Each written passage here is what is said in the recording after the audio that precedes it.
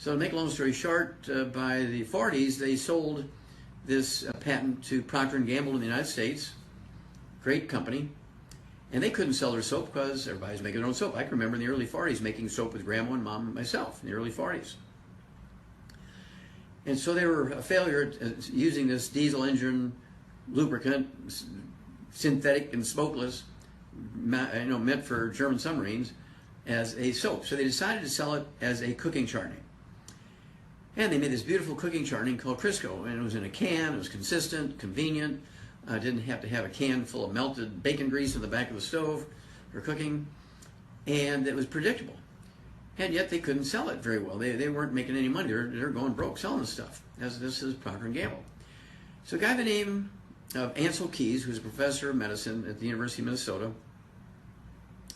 went to a big advertising firm and said, hey, how do we sell this stuff? And he said, oh, it's very easy. You got to demonize them and say Grandma will be killing her kids and grandkids and sisters and brothers by cooking with lard, butter, cream, and eggs, and should switch over to this new product, which is a better way to cook, a healthier way to cook, called Crisco.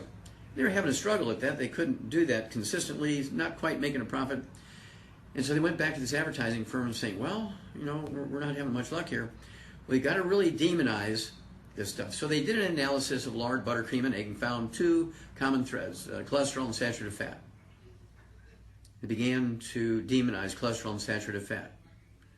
And they got to be profitable, but it wasn't magic. It wasn't taking over the world.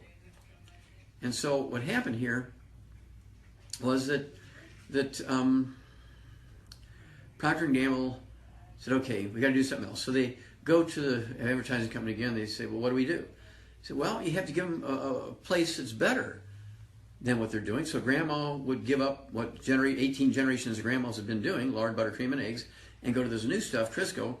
And they said, you have to really lift up Crisco like it's something from heaven, church music, a lot of butterflies, and that began to make things profitable.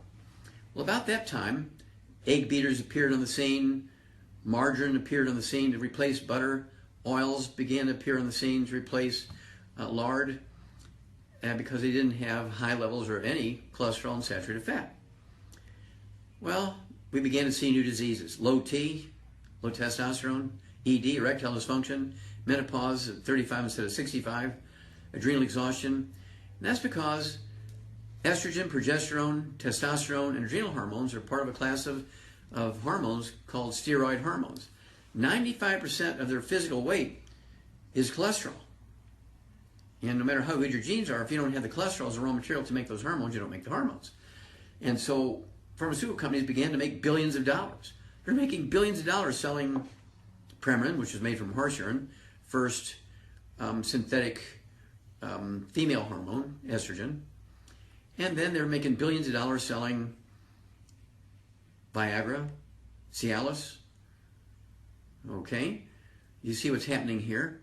And they were just having the time of their lives making billions of dollars selling these things. Then they started slapping themselves around, looking in the mirror and slapping themselves. We are very stupid. Calling themselves stupid. We're telling people how to lower their cholesterol for free. So they came up with a class of drugs called, you got it, statin drugs to lower cholesterol. And now each year they make over $1 trillion retail sales from selling statin drugs throughout the industrialized world. Over $1 trillion in sales of statin drugs. Because they didn't want to give away the information for free, and so they came up with a product called statin drugs. Well, within 2 years, a new disease popped up called Alzheimer disease, which had never appeared before, even by another name, about 48 years ago. And today, guess what? Alzheimer disease is the number 4 cause of death. 48 years ago, it didn't exist. Today's the number 4 cause of death in people in the industrialized world. And even in the U.S., the FDA, a couple of years ago, came out with a urgent stop email sent out to every licensed doctor. Stop writing prescriptions for statin drugs. Stop telling people to get on cholesterol-restricted diets. Otherwise, you'll increase their risk of type 2 diabetes by 52% and Alzheimer's disease by almost 100%. Doctors continue because there's so much money involved in writing prescriptions for statin drugs and in treating low T, ED, early menopause and adrenal exhaustion, and also certainly treating Alzheimer's disease now and other dementias. And this is a horrible, horrible, horrible story.